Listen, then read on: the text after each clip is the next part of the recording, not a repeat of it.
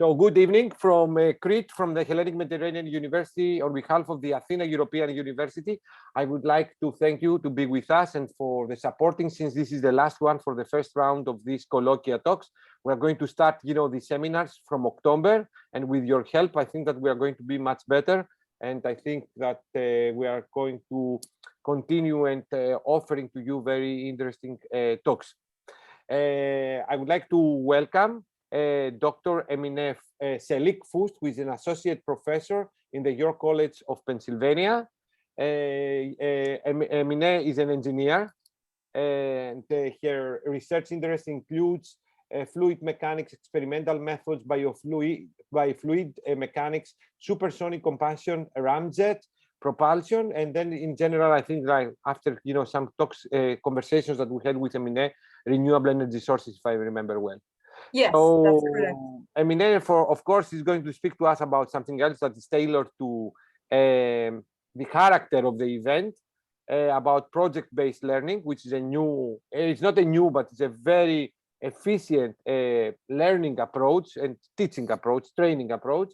And Emine, thank you very much. The floor is yours for the next, let's say, 45 minutes, the maximum, and then we're going to provide the floor to our participants for questions. So thank you very much, Emine.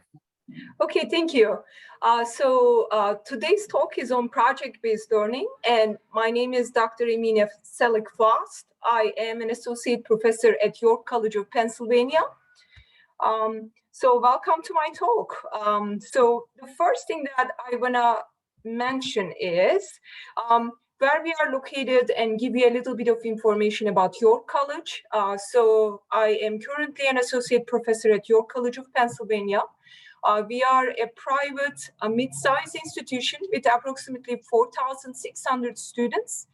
And there are more than 50 majors, including nursing, education, business, arts and sciences, and engineering.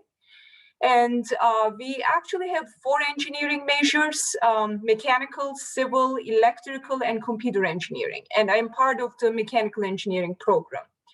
So the mechanical engineering program was an initiative with local industry in 1990. And first students entered the program in 1995. And we became ABET accredited. If you guys are familiar with ABET, it is an accreditation board. We became ABET accredited in 2000, and we have been ABET accredited since. And we had our last visit actually in 2018. So here is the outline of my talk. I will briefly talk about what is project-based learning. It's also referred as PBL. We'll talk about the benefits and challenges, and I will show survey results from alumni and also employers. And at the second part, I would like to show examples of project-based learning at YCP, York College of Pennsylvania, from 2 types of classes. One is the freshman level class, the other one is junior level class. And at the last part of my talk, I would like to introduce a asset mapping. It is actually a tool that is used to improve teamwork in diverse groups. So there are 3 parts to my talk, basically. So to start with, in the recent years, there has been an initiative at York College to promote project-based learning. It's also referred as PBL. One of the main reasons for that is the mission of PBL is consistent with who we are as York College. So at the first slide, I wanted to have the vision statement of York College of Pennsylvania, which is our graduates are known for their readiness to compete in dynamic and competitive environments. And looking at project-based learning and also other high-impact practices, we know that they are known to achieve these visions and goals. So here is the description of project-based learning. It is many times referred as PBL, and PBL is an active learning methodology in which students work on open-ended design problems. They basically start with the problem definition, they work on a design, they develop a solution, typically a tangible solution at the end of their process. There is an institute called Bach Institute, and Bach Institute develops standards. It's called Gold Standard to teach PBL effectively. And there are, in fact, 3 components to Gold Standard PBL. So the first one is student learning goals, essential design elements, and project-based teaching practices. So let's start with the essential design elements. Essential design elements are outlined here around the circle. There are 7 of them. So the first part is every project-based learning starts with a challenging problem. So there is always a challenging problem or a question that the students are working on. In the gold standard PBL, there is sustained inquiry. So that is also an essential part of a gold standard PBL. Students are constantly doing web research, maybe interviewing experts and trying to learn more about the topic. And since it does have sustained inquiry, project-based learning requires more than a couple of days. The third piece is authenticity. Project could be authentic in multiple ways. One way to make the project authentic is it could maybe help a community. For example, building a community garden. That would make the project authentic and real. Another way to make the project authentic is if the students are using real engineering tools. As an example, in engineering, when we give a project, if they are using the actual tools that the industry is using, that makes the project more authentic. The next piece is called student voice and choice. At a gold standard PBL, students have an input and control over certain aspects of the project. Even at upper level classes, students can define what the problem is. And in fact, in the later slides, I will show an example from junior year and students will define the problem statement. There is reflection. We all believe that learning happens through reflection. So in addition to building a design, they also need to reflect on that. And reflection happens through writing journals. It could be giving a presentation to community partner or to faculty members. And the other piece is called critique and revision. This happens through multiple ways. It could be student-to-student critiquing, it could be faculty-to-student feedback, or we can actually bring outside experts, which could give students a feedback.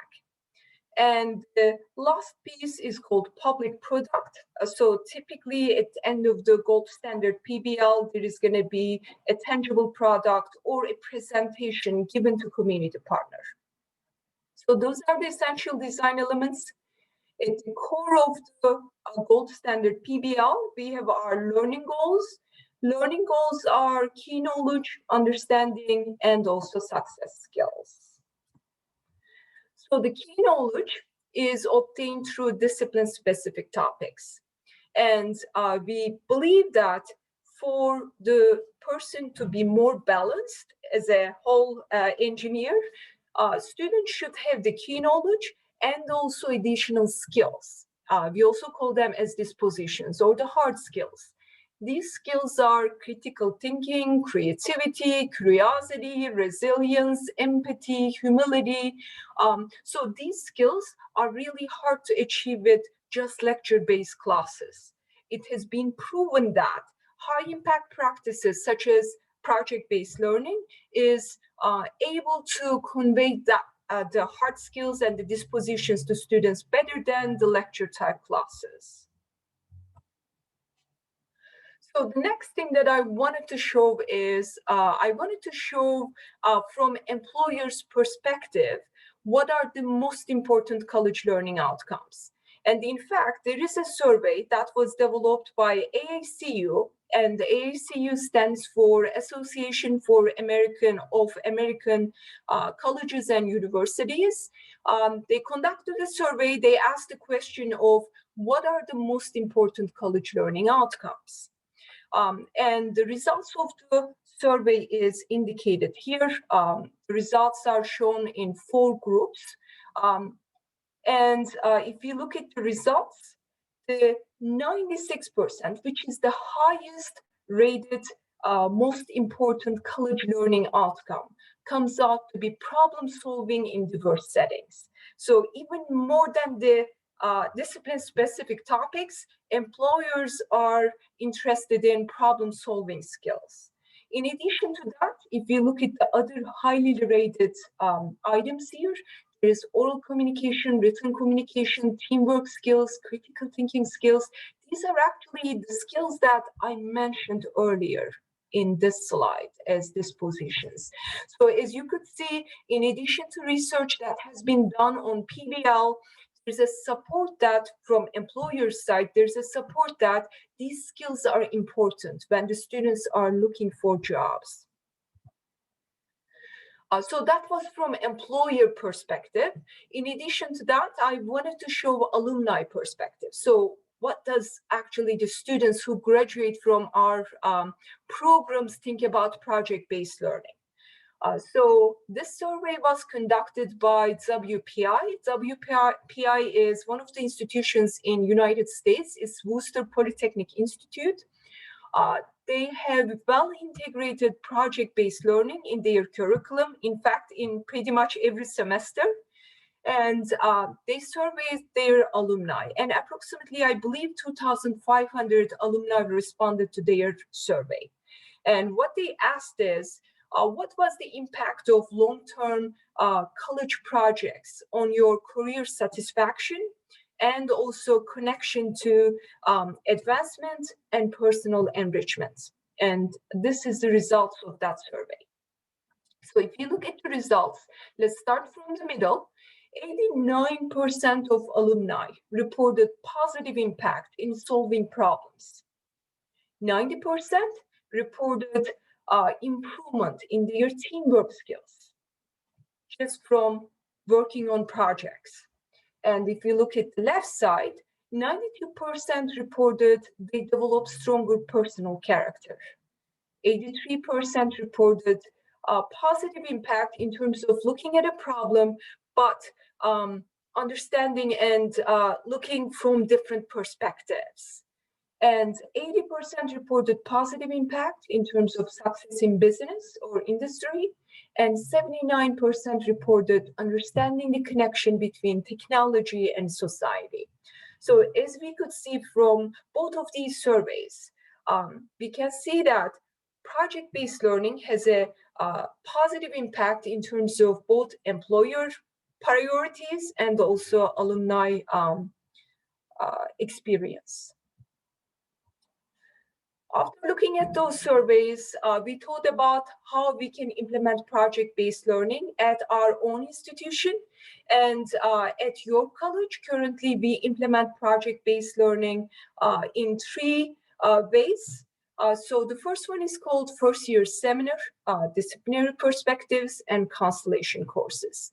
So the first year seminar is a gen ed class, general education class. It is an inquiry and skill-based class. It is taken by all freshmen, regardless of their major. So when a student comes to your college, this is going to be one of the classes that they take at their first semester. And every student takes first year seminar.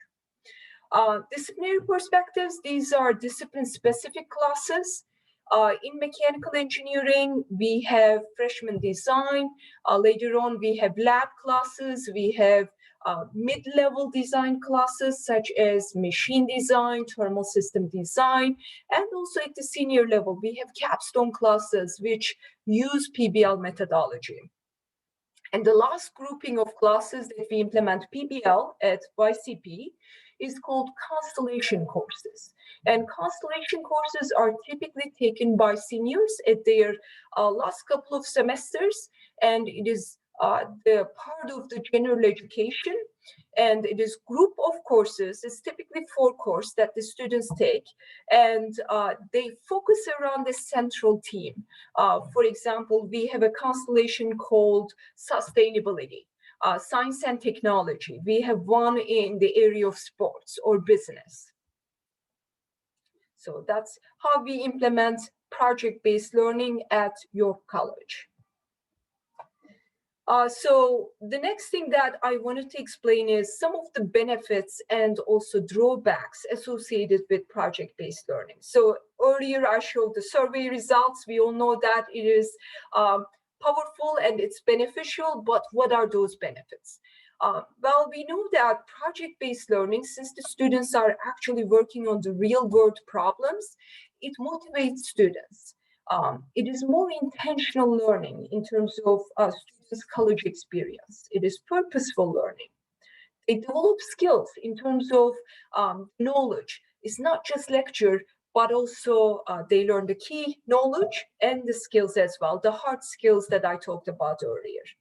And also looking at employer surveys, it improves their competitiveness in terms of the job market. And I'm sure you can add more to this list, but I also wanted to highlight some of the drawbacks. So some of the drawbacks which comes to my mind, at least, is time investment. So when we talk about project-based learning, it is a lot of time investment on the faculty side. It is often difficult to find a meaningful project in terms of students' project experience. And also it could be difficult to find a community partner. So those are some of the drawbacks that I could think about.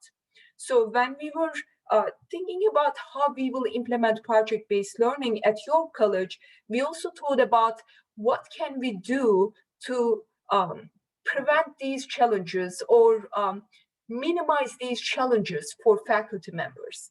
And to do that, we developed 2 centers. We are working with 2 centers to come up with workshops. So the first one is called Center for Teaching and Innovation. This is part of your college.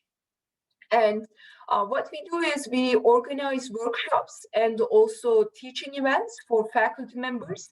So for example, we recently had a teaching academy.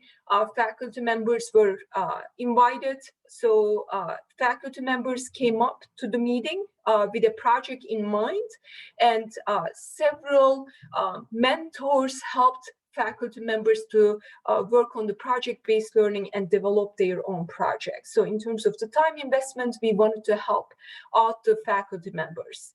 In addition to that, there is another center called Center for Community Engagement. And through that center, we organized several workshops to faculty members. And during those workshops, we invited community partners and the faculty members so that they could actually interact. They could get to know each other. And typically in the beginning of those meetings, community partner gave a speech about, for example, what type of projects they have, what type of issues they are experiencing.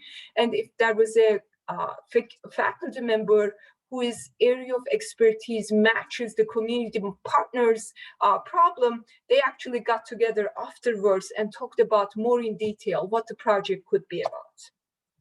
So those are the 2 support systems basically that we have at your college to be able to promote application of project-based learning.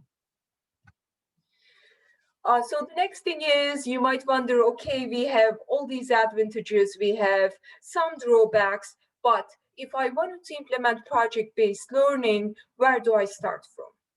In terms of the implementation of project-based learning, we begin with the end goal in mind. We use a methodology called backward design. And in the next slide, I'll explain that a little bit more. And the project-based learning, we want to make sure that the process itself helps students to develop questions, and also it helps students to become experts in the area that they are working on. Here is the outline of the backward design. So it starts with identifying the desired course outcomes and the skills.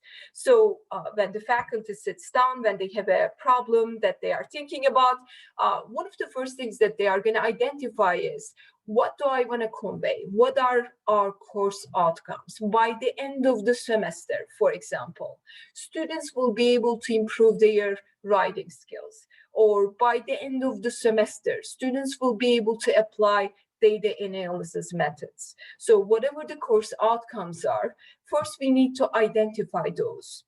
After the course outcomes are identified, faculty member comes up with assessment methods. How do we assess those outcomes and the skills? And the third part is coming up with the learning events, basically the tasks and the instructions to help students achieve those course outcomes. And the last part is providing students resources so that they are successful in completing those tasks. So I hope that this introduction to project-based learning was helpful. I wanted to give a little bit information about how we do it at your college and also what type of structure is available to help faculty members. At the second part of my talk, I'm going to move to a topic a little bit different, which is I want to show examples of projects that I implemented in the past. And I hope that that is helpful for other faculty members here.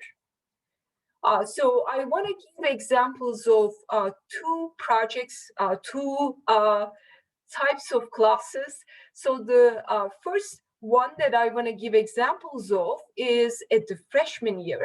So at the top portion of the slide, you are looking at the freshman year curriculum for mechanical engineering. So the green classes are foundational math and science courses. Pink ones are lab engineering and design courses, and the blue ones are general education courses. So students come in, they take classes during fall semester, spring semester, and then they have a break during summer semester. So the class that I would like to give examples of in terms of the project is called EPADS. EPADS is a 2-credit class, and EPADS stands for Engineering Projects and Design Studio, and it is taken by all engineering majors, so this is specific to engineering. And we have 2 modules.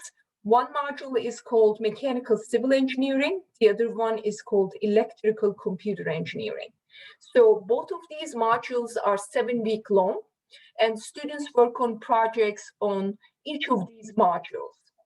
And in terms of the course itself, the goal of the course is to convey key knowledge, discipline-specific knowledge, such as SolidWorks modeling, solid modeling, machine shop skills. This could be basic machine shop skills, programming, basic electronics, understanding of the design process, and also teamwork skills and communication skills. So those are the course outcomes. So at the next couple of slides, I will show 2 example projects from Mechanical Civil Engineering module. So I was involved with the Mechanical Civil Engineering module, and this is one of the projects that I introduced to students. So this is called Water Transfer Project, and the goal of the project is to develop a device, conversion device, to transfer the energy of 1 liter of water, which is at 1 liter height, to a kinetic energy of a model car. And at the first week of class, we identify the project specifications and the constraints and inform the students on this at the first week of the class. And this project is actually pretty similar to 2011 ASME National Student Design Project called H2Go. For the project, students work in teams. For this one, we did not have a community partner, so the project was developed by faculty members. So in this table, I have the timeline, tasks to complete, and the grade percentage corresponding to each design task. And after the project is introduced, students, as a group, students brainstorm ideas. They generate hand sketches and come up with possible design ideas at the second week. And at the same time, they do some prototyping. For example, they come up with an idea, can I use this information? And they develop a small model and they test that before they choose their top design. So after looking at possible design ideas at the third week, they are choosing their top design idea. They build a full-scale conversion device.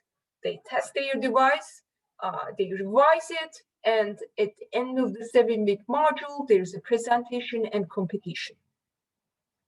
So here is one of the student projects from the earlier years for the water transfer.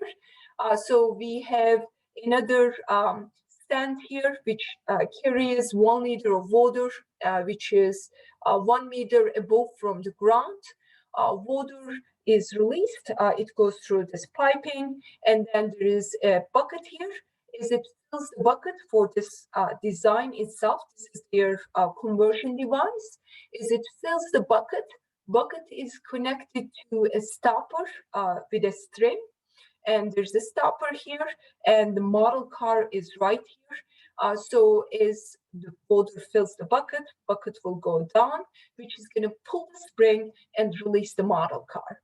So the model car, in terms of the car itself, we gave different type of specifications. For example, we told students it needs to have at least 2 wheels, and it needs to be below certain weight volume. So this is one of the designs, and the other design here from a different team is shown below right here. And as you could see, this is the model car, which is on a platform. Platform has a little bit of slope, and there's a stopper in front of the model car, and also there is a piece which extends out here. As water comes down from the pipe, it actually hits the block. It's more like a bluff body. It hits the block, and it's gonna push the model car forward, and it's gonna propel the model car. We actually had a competition at the end. We measured the distance in terms of how far the model car travels, and these 2 teams actually performed pretty good compared to some of the other teams. So this is one of the projects. The second project that I wanted to show is called Little Free Library. And this one is a little bit different. So let me give you a little bit of information about Little Free Libraries. It is a nonprofit organization in Hudson, Wisconsin. And the goal of the organization is to promote book exchange. And in fact, in US, wherever you go, in every neighborhood, there is these little free libraries available. And the whole goal of the Little Free Library is to promote book exchange and to improve literacy in every neighborhood. And I came up with this project with a community partner, with a local architect, architectural firm, and also high school students. The goal of the project is to come up with the best design idea and the implementation plan for a Little Free Library at the college campus. So these are some examples. So similar to the other project, I wanted to show the timeline, task to complete, and grade percentage. So similar to the first project, there are 3 students in each team. There is a community partner involvement. The first one, it was developed by faculty member. For the second one, I worked with the community partner, with the local architect and high school students to develop the project. And also, I wanted to emphasize the design process. So because of that, we also had Mondays dedicated to design classes. And there was specific design tasks for students to complete. So after the project is introduced, students did background research. So in fact, I gave them an assignment. I asked each student to visit a couple of Little Free Libraries, take a picture of them, give an address information, registration information, write their observation about how it is built, what type of material they use, what type of features it involved, also the area around the Little Free Library. So they basically wrote their observation. At the second week, they generated a Gantt chart. They told about different Little Free Library ideas. At the third week, they prepared a proposal with the hand sketches and design ideas. And after they came up with design ideas, they prepared a midpoint design review, which had the top design idea and SolidWorks drawings. And after they generated the SolidWorks drawings, groups generated a small scale model. This part was in a way optional compared to other project. The other project required students to build a full scale model. For this one, since I wanted to emphasize on the design process itself, we told students, okay, it is up to groups to come up with the full scale or small scale. It could be 3D printed, but we do want to see something built. So it doesn't have to be a full scale. And the last part was presentation and reports. Here are some examples of what the students built. So the one on the left, the first one is a full scale. So at the end of the 7-week module, we actually had the community partner, local architect, came to the presentations, and also we had several high school students coming to presentation. So this one over here is a full scale. It has a transparent door. Students incorporated a system for which if somebody actually leaves the door open, door has a spring system. It closes the door on its own, and it has a soft close system. It has a solar component at the top to have a light in the little free library, and they also had the insulation at the top. They weatherproofed the little free library as well. So the middle one is repurposing a mailbox. I'm sure if anyone lived in US, you have seen these mailboxes around a lot. So what they did is they said we would purchase an old mailbox, we would take some of the components out, and we would add components to make a little free library. And the third one is built in the machine shop. We also have a machine shop actually in the building that the students are using once a week. So in the machine shop, this is their little free library. In addition to bookshelves, they also have a bench the reader can sit on and read the book possibly. So those are some design ideas. So those are the two projects that we implemented. And since one of the goals of the class was to convey the design, engineering design process, understanding of that to students, I wanted to compare how much of that are we achieving with project 1 and with project 2. So in general, engineering design process typically have 7 steps: identifying the need and constraints, researching the problem, developing possible solutions, selecting a promising solution, building a prototype, testing, evaluating, redesigning as needed. So those are the design steps that happens in engineering design. So if you look at project 1 and project 2, the comparison of those two, so for project number 1, faculty member actually introduced the project. We didn't have a client for that one. For the little free library, we had the client in the room, and students actually asked the client, what type of features would you like to incorporate in the design? What are the typical problems? What does the location look like? Are there any specifications? So they were able to communicate with the client directly. In addition to that, I was actually in the room and I provided them with a handout with the design steps. And client was involved at the first day of the class and provided the contact information, and also our community partner was involved some time at mid-semester and also towards the end. So one of the things that if I were to teach this class again, what I would do is I would potentially invite the client more often to class, maybe make sure that the customer is involved with the project more than just twice, because I did feel like students didn't understand the value of having a client in the classroom if it's just at the beginning of the semester and at the end. So that would be one of the things that I would actually recommend. In terms of the researching the problem, first one, it was mainly web research. Second one involved field trip, because this was actually before COVID. So they were able to go to the Little Free Library location, take pictures, talk to experts, and also write their own reflection. In terms of generating possible solutions, that happened for both projects. Coming up with the top design idea, that happened for both.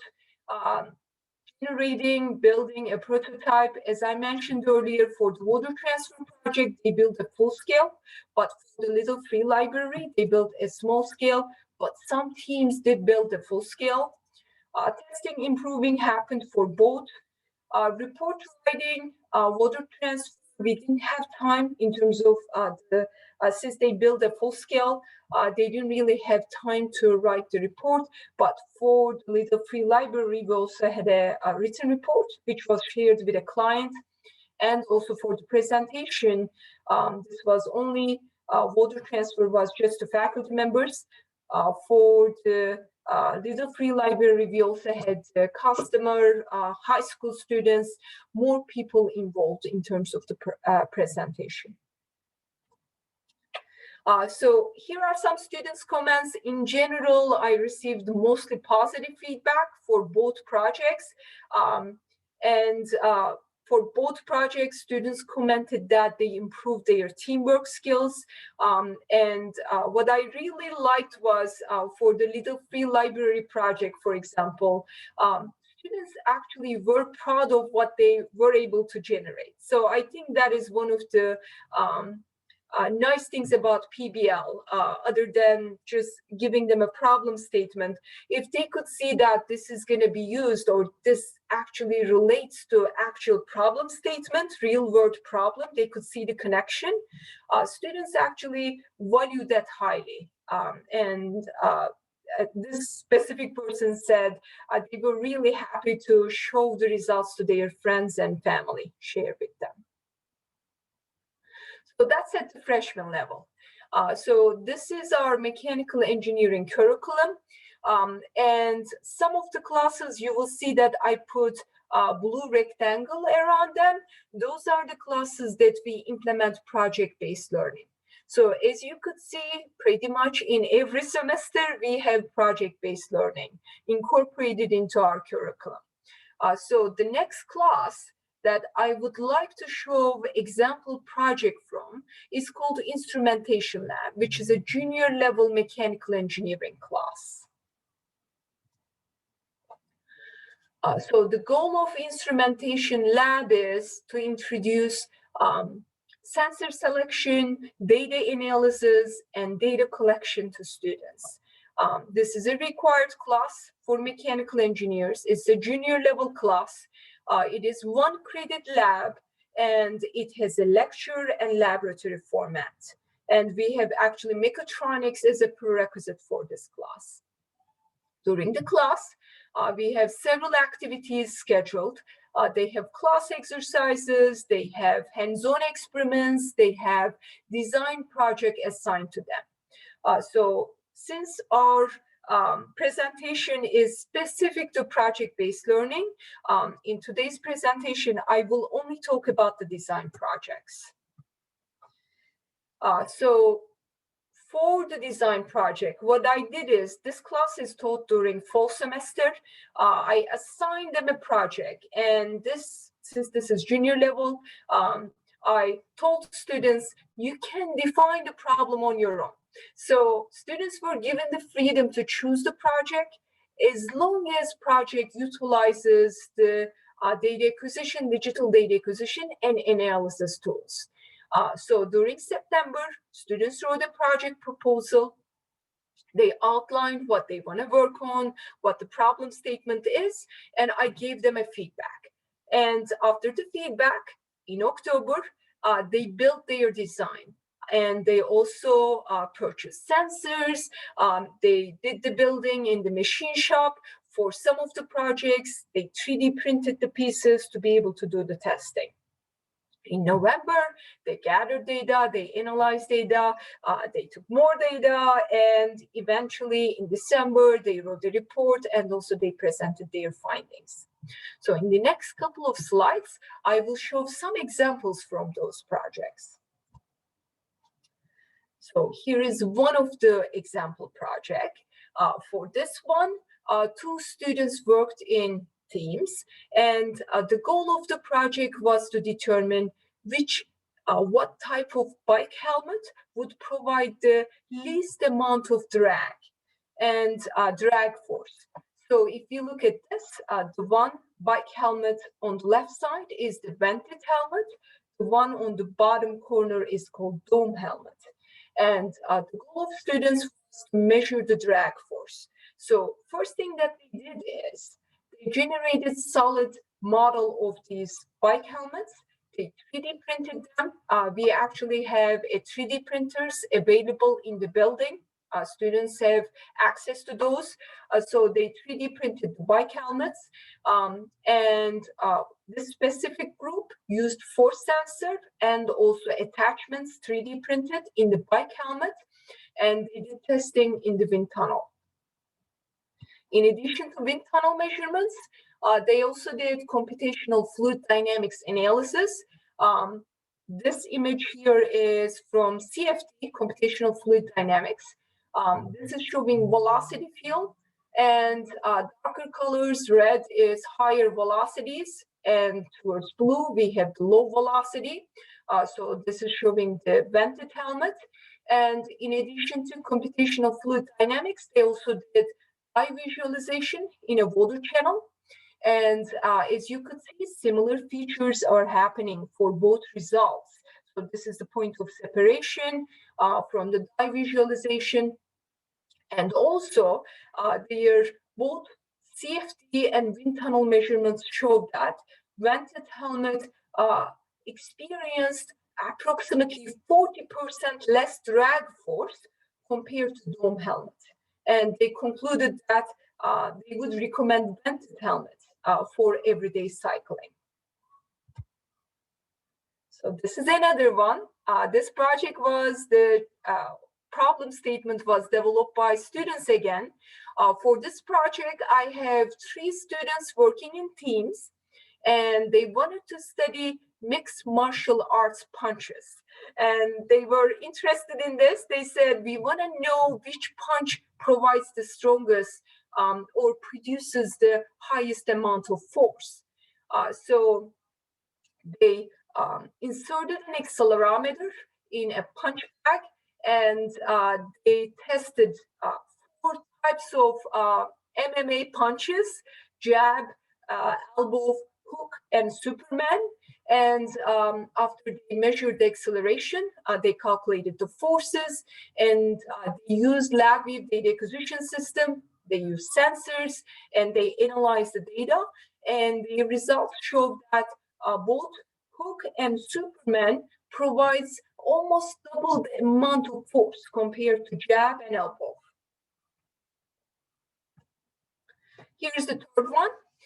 So for this one, I had 4 students working in the team, and they were part of the York College's Frisbee team. And what they wanted to study is, they wanted to know how to improve their throwing abilities in terms of Frisbee throw. And what they did is they inserted a wireless accelerometer and also microcontroller under the disc. And they tried 2 types of disc throws. One is called forehand, the other one is called backhand. So with the backhand, you bring the Frisbee closer to the left side of your chest and you throw. With the forehand, you are holding your hand and you are using the wrist motion. And they concluded that if the throw has high radial acceleration and low vertical acceleration, they consider that as a good throw. Okay, so I'm hoping that I'm doing fine with the timing. So I have one more part left. So far, I explained the project-based learning, and I gave examples from two of my classes, one at the freshman level, one at the junior level. The last part that I want to talk about is teamwork skills in diverse groups and how to improve that. So in my classes, I implement several different activities to promote teamwork skills in diverse groups. I outlined some of these, but I'm sure there are lots more. So at the first week of the classes, after we form the teams, I give students puzzle pieces and they work together to build a puzzle. They answer icebreaker questions, they form a team contract. With the team contract I'm talking about, as a group, they come up with when are they going to meet, how are they going to resolve if an issue arises, those type of guidelines. We have trust challenges, guiding another student to move around an obstacle. So those are the activities that I used in the past.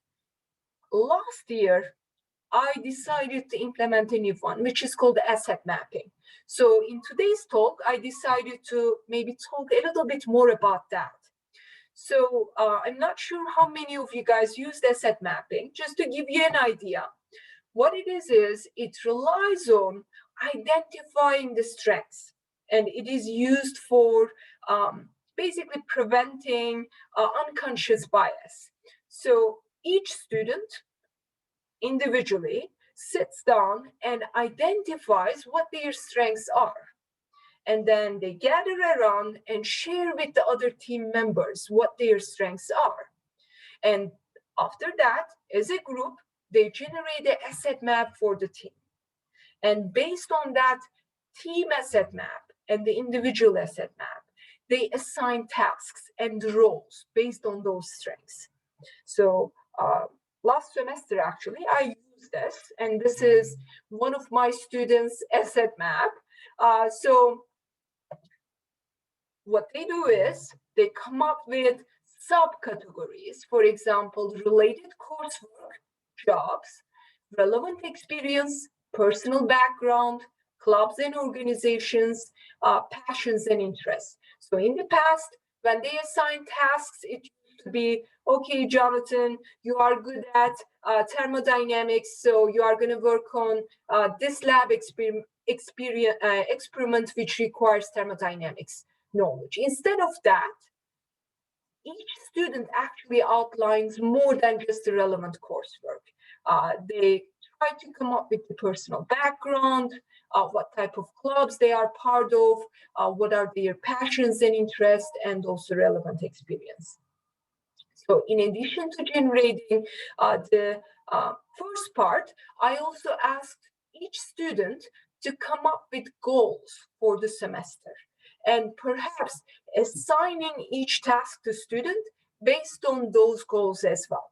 For example, if the student comes back and says, I want to improve my shop skills, students might not have a good hands-on experience from the past, but if they want to improve on that, I want them to identify that before the semester starts so that they could actually assign tasks or get assigned to tasks which require shop work so that they could actually improve those skills. So I think this is quite helpful in terms of team development and also reducing the bias. And also I have seen that it helps students even as an individual to promote self-awareness and also identify what type of goals you want to improve. So that concludes my presentation. I hope I did not take too much time. Thank you very much, Emine, for this very nice, informative, and it was very nice that you have provided concrete examples of how you have applied. I hope it's helpful. Yeah, I hope it's helpful because sometimes I feel like I want to see how other people implement PBL. Very nice. You can see, the comments also from the chat. I don't know if we have some questions. I have some. I should have some, no? No, I have one, from my, because I'm interested in this. So let me start. So the first question that I have, so what I have realized, like in your college in Pennsylvania, you have the policy, like specific courses through the undergraduate curricula of your students to be delivered using this approach. Am I right? Yes, All that's right. correct. So this was actually an initiative approximately 5 years ago or so. Our provost formed a team, a group, and we actually visited Worcester Polytechnic Institute. They are known for project-based learning. And we met with several people from that group, and they have been implementing project-based learning effectively. And we wanted to do the same because we know that in engineering, we have been doing that for years, but not every major implemented project-based learning. And we wanted to find ways to do that also, make it available for everybody, basically, not just for engineering majors. And my question is the following. How many students do you have per semester? So how many students do you have, let's say, on this class, EPADs? Yes, so EPADs How many? 30, 40? EPADs actually has lots of students, but it's around 100. But what we do is we divide them into groups. So in each group, in each section, 30 groups. In each section, I have 18 students. So I am assigning this project to 18 students, basically. 6 teams. So you create 6 teams because you mentioned that each team has 3 teams. Exactly. So I have 6 teams or so. And here comes my question. Like, how many projects do you develop? Or, all the teams, they are doing the same project? So I teach multiple sections. So I have, for example, 3 sections doing the same project at the same time, but we didn't want to implement one project and then same project happening again 7 weeks later, because the later students would see that project, right? So what we did is we tried to come up with multiple projects. Currently, we have 3 projects that we could circle. So we have water transfer project. We have another one, which is tennis ball thrower. I have the community partner project, Little Free Library. I think that is a little bit easier to implement multiple times because each group could potentially come up with different design. So, Emine, how do you secure that if you circulate these 3 projects? Like how do you secure that, after 2 years, a student that's on the 4th year will tell, to the freshman, like, this is the way that you are going to do it? Yes, definitely, that happens. And that was one of the reasons why we decided, okay, we have these projects, but we want to have more community partner engagement. So these were the projects that we implemented in 2019 and 2020, actually last year, we had different projects. So from time to time, we circulate the project, but to be honest, we don't really implement the same project the next year, not to have that problem. And to help with the community partner engagement, we have a center called Center for Community Engagement. I think that is really important because if you don't have that structure, what happens is exactly what you mentioned. We had that in the past. We had these projects, and after several years, students would, for example, see from the competition later on, because some of our students also put YouTube videos out, and they would watch the video of it, and they would start with, okay, this is what I want to do, without even any reason. So I think it is important that there is community partner and it is a different project or a project which cannot be replicated. There are multiple solutions available.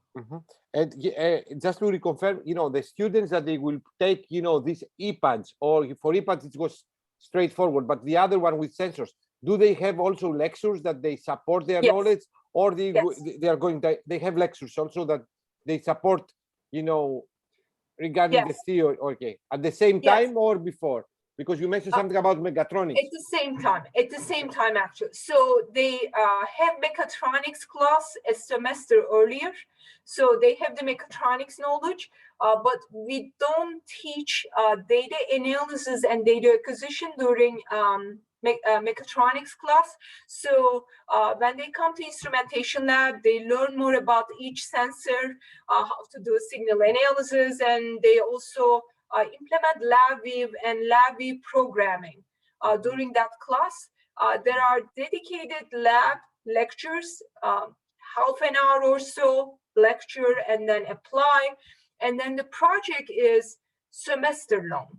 So for the project-based learning, we wanted to have more than a couple of days because it does need research, inquiry, and so on. So most of our projects, the shortest one is actually 7-week long, and other one at the instrumentation lab that I showed, it's a semester long. And we also have capstone design project-based learning, which is 2 semesters long. Excellent. I have a second one, but I will give the floor to Nisim, since I can see his hand is up. So Nisim, the floor is yours. Thank you very much, and thank you for the presentation. I would like to ask about the role that mathematics play within these projects, because I noticed that as usual, mathematics doesn't have any project, is not a project-based learning class. And the question is whether you work on a connection with math studies in some way or another. Is there a feedback? So with the math faculty, I actually worked with the Center for Teaching and Innovation, but we didn't really have a math faculty approaching us with a project, but we did have faculty members from biology, social sciences, sports. First year seminar is it could be on any topic, even history department, but we have not had anybody from math department. But that would be actually interesting. I think as long as there is a project which involves problem solving by using math tools, I don't see why it cannot be applied. I will send you to design, a laser, a whole system laser using only mathematics. Yes. All right. And it will work, I'm telling you. I think sometimes we see it as engineering is so hands-on and it is a natural fit, PBL. But I mean, I was actually quite impressed pretty much in many measures that I wouldn't normally think about. They could implement project-based learning because the methodology is same, the process is same. I will support what Nisim has mentioned. And, I would like to give you this message, like mathematics never says lies. So I will say that even I'm a physicist, I'm not a mathematician. Like, if you know how to handle mathematics, your project and your engineering will be perfect. And yes, you can, definitely. So are there any questions, or I should go to my second one? Okay, Elif. All right, thank you. Oh, no, we have a question from Ilker Erdem. Thank you, Kostas. I want to ask a question to Professor Emine. Thank you for the presentation first. So I want to ask, how do you share the workload for the PBL? So you are handling a great job and with a huge group of students, so 100 students, you have many groups. So who are the contributors for your nice work? Do you have some TAs or some other professors? How do you do that? Yes, we have actually other professors teaching the class as well. So we have 8 sections. In 2019, I taught 3 sections, but we had other sections taught by electrical engineering, civil engineering, mechanical engineering faculty members. So at each section, I'm responsible for 18 students. And we don't have TAs, which means I'm doing all the grading and also helping students in the machine shop when they are building things or giving them a feedback during the process. Oh, that's cool. Thank you. And this is actually, to mention something to Ilker, that's why I mean, Emine is supported by the whole system, because it is like, I suspect that BBL is supported by the whole university. So it's not, an initiative. So this shows, shows the truth. Like, if the institution is supporting, this new pedagogy, then it will move on, and you are going to have a support or whatever. Otherwise, I mean, if it is just an individual initiative, it will not survive. Yes, definitely. And our provost, I mean, she is sending other professors also to workshops to make sure that if we need help, we could get help in terms of building project-based learning or finding community partners. It could be related with that. And the floor is now to Elif. Yeah, in fact, I didn't have a question, but then what İker Erdem asked. So you said 18, right, Emine? Yes, 18 in okay, each section. 18, and how many sections do you have per semester? So what we have is we divide the semester into 2 modules, 2 sections, I should say 2 7-week modules. Yes. So I pretty much see every student, but initially they go to mechanical civil engineering module, half of the students, and the other half goes to electrical computer engineering module. And then we switch, basically. You switch with. I want to add that, Kostas, you're so right. If it doesn't come from the top administrative level, because in fact, as AGU, we also attend one of the Worcester's College workshops. They send us there for I think 5 or 4, and they have really great workshops for, I think it was like for 4 days and 5 days. Yes. But after we came back, there were no system to support, to transfer what we got from there. So yes, we're kind of like trying to do project-based learning. Well, İker Hocam is from AGU, so he knows our process. But since there is no system built to support, we are kind of like swimming on our own.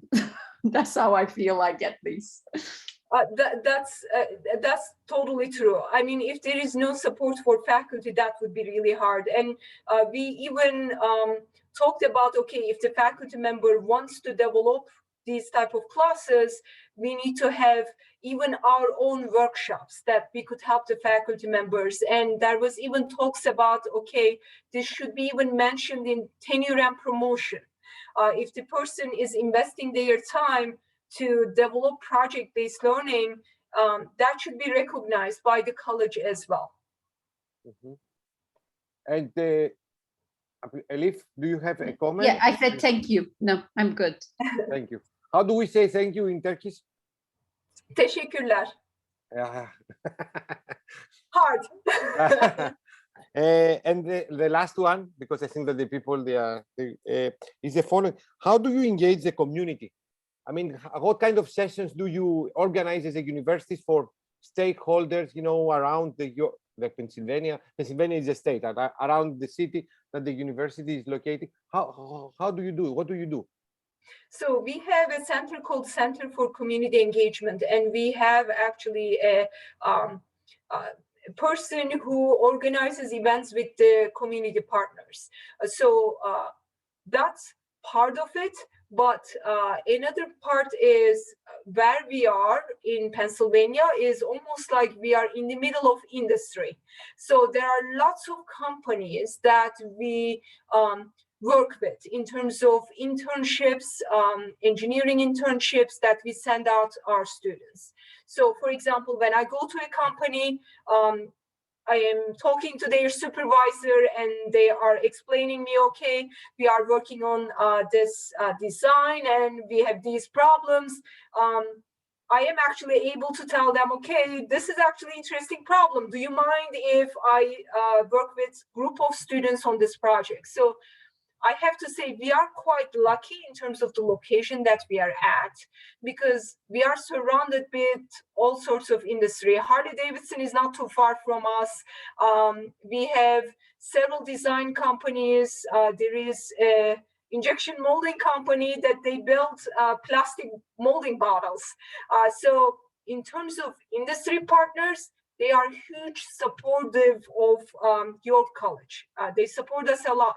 But in addition to that, I know that even our local police departments, they actually work with our criminal justice group and other faculty members. I worked with one of the faculty members at your college, and her goal was to work with the police department to figure out why are their enrollments are low in terms of applications, of diversity applications or the female applicants.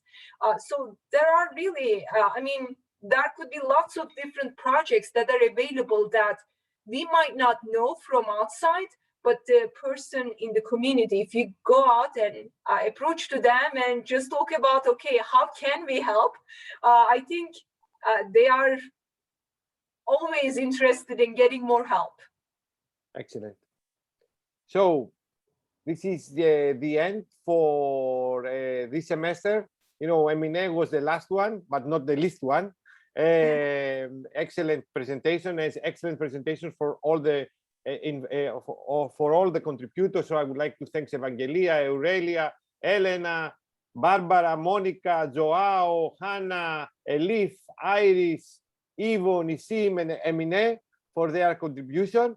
Thanks to you, we are going to continue this kind of initiative for the next semester. Probably we can organize something together, you know, like, you know, all of us, one event, not, you know, individuals like cells.